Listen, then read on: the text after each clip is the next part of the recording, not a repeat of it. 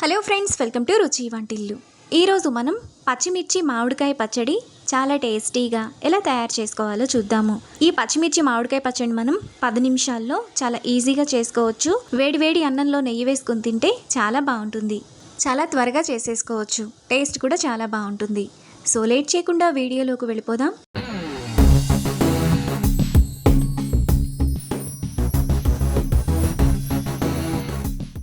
ముందుగా పచ్చిమిర్చి మామిడికాయ పచ్చడి చేసుకోవడానికి స్టవ్ మీద పాన్ పెట్టుకొని అందులో 1 టేబుల్ స్పూన్ ఆయిల్ వేసుకోవాలి. ఆయిల్ వేడైన తర్వాత 200 గ్రాముల పచ్చిమిరపకాయలను 3-4 సార్లు బాగా కడిగి ఇలా చిన్న చిన్న ముక్కలుగా కట్ చేసుకొని వేసుకోవాలి. ఇక్కడ నేను తెల్ల పచ్చిమిరపకాయలు తీసుకుంటున్నాను. ఈ పచ్చడికి ఈ పచ్చిమిరపకాయలు అయితేనే టేస్ట్ బాగుంటాయి. ఇప్పుడు ఒక పుల్లటి మామిడికాయలో సగం తీసుకొని ఇలా చిన్న చిన్న ముక్కలుగా కట్ చేసుకొని వేసుకోవాలి. ఇప్పుడు పచ్చిమిర్చి మామిడికాయను మధ్య మధ్యలో కలుపుతూ బాగా ఫ్రై చేసుకోవాలి. మనకు పచ్చిమిర్చి వేగే లోపల మామిడికాయ బాగా మెత్తగా అయిపోతుంది. పచ్చిమిరపకాయలు కూడా బాగా వేగిపోతాయి. ఇప్పుడు 1/2 టీ స్పూన్ పసుపు వేసుకొని ఒకసారి కలుపుకోవాలి. ఇలా కలుపుకున్న తర్వాత స్టవ్ ఆఫ్ చేసుకొని చల్లారనివ్వాలి.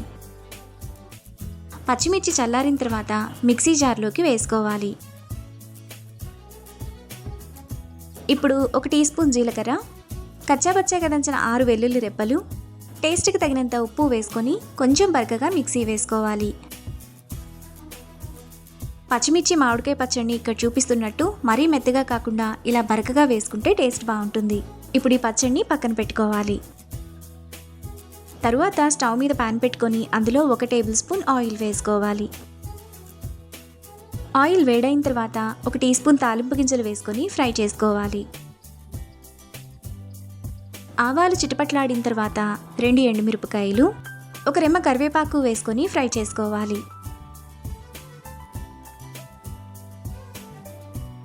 తాలింపు అంతా వేగిన తర్వాత ముందుగా మిక్సీ వేసుకున్న పచ్చడిని వేసుకోవాలి. ఇప్పుడు ఈ పచ్చడిని తాలింపులో 2 నిమిషాల పాటు బాగా కలుపుకోవాలి. ఈ పచ్చడిని మనం ఫ్రిడ్జ్లో స్టోర్ చేసుకుంటే వారం రోజుల పాటు ఫ్రెష్గా ఉంటుంది. 2 నిమిషాల తర్వాత పచ్చిమిర్చి మామిడికాయ పచ్చడి మనకు చాలా టేస్టీగా రెడీ అయిపోతుంది.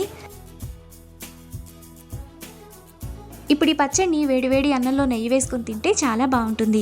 ఈ పచ్చడి అన్నంలోకే కాకుండా ఇడ్లీ దోశల్లో కూడా బాగుంటుంది. అంతే, ఎంతో సింపుల్గా టేస్టీగా చేసుకునే పచ్చిమిర్చి మామిడికాయ పచ్చడి రెడీ. ఈ రెసిపీని మీరు కూడా ట్రై చేసి మీకు టేస్ట్ ఎలా కుదిరిందో నాకు కామెంట్స్లో షేర్ చేయండి. ఈ వీడియో కనుక మీకు నచ్చినట్లయితే లైక్ చేసి, షేర్ చేసి, సబ్స్క్రైబ్ చేయండి.